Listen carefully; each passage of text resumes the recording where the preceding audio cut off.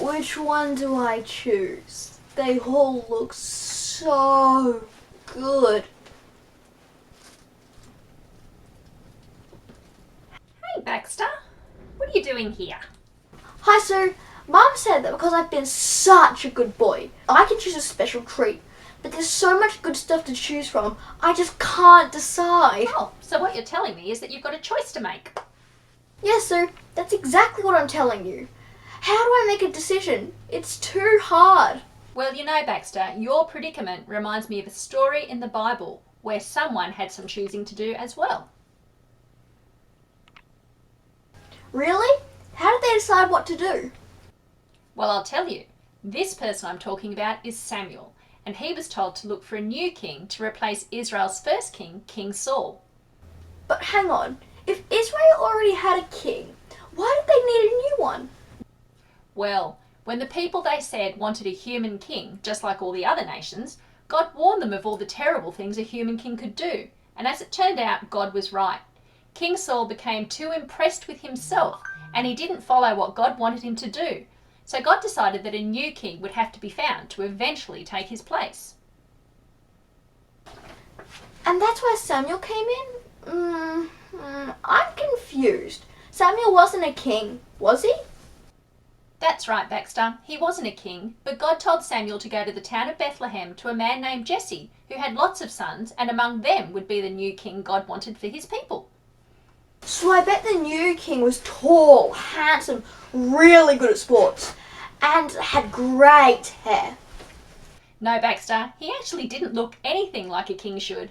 Jesse presented Samuel with all of his sons who fitted the descriptions you just gave, but God told Samuel that even though they looked good, none of them were the right thing.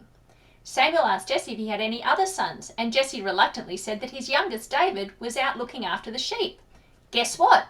Even though David was much younger than the others and not as athletic, he was exactly what God was looking for.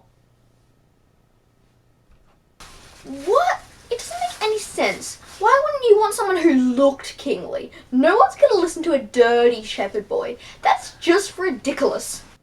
Well, on the surface, King Saul looked like the right person for the job. He was tall and handsome and a good soldier who could win many battles, but his heart wasn't in the right place. Oh, he should get that checked out by a doctor then. That could be bad for his health. No, Baxter, I don't mean physically in the wrong place. What I mean is he didn't truly follow and love God the way he was supposed to, and that led him to making some really bad decisions, and then he lied about them, which made it worse. That didn't please God at all. Yeah, he should have probably known. God already knew everything. I bet he has eyes in the back of his head, just like my mum.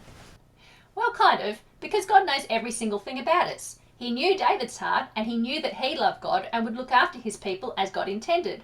He was exactly the right person for the job, even though he didn't look like it to other people. And guess what God did to help prove David was the right person for the job?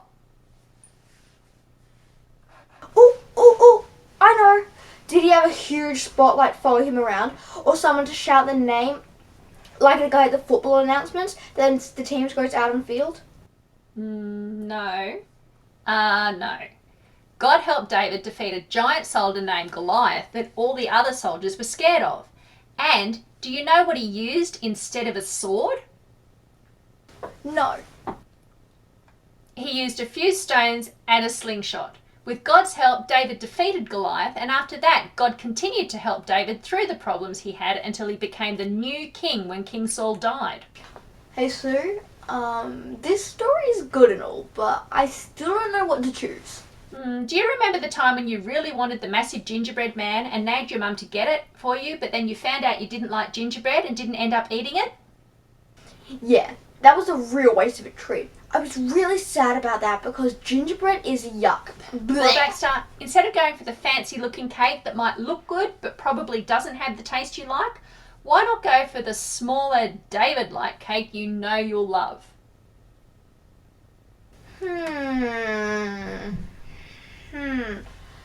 Fine, okay. That sounds like a good idea. I feel a bit like Samuel choosing this little guy instead of the big one. Hey, didn't you tell me that story so I'd choose the little tree? You're a clever boy, Baxter.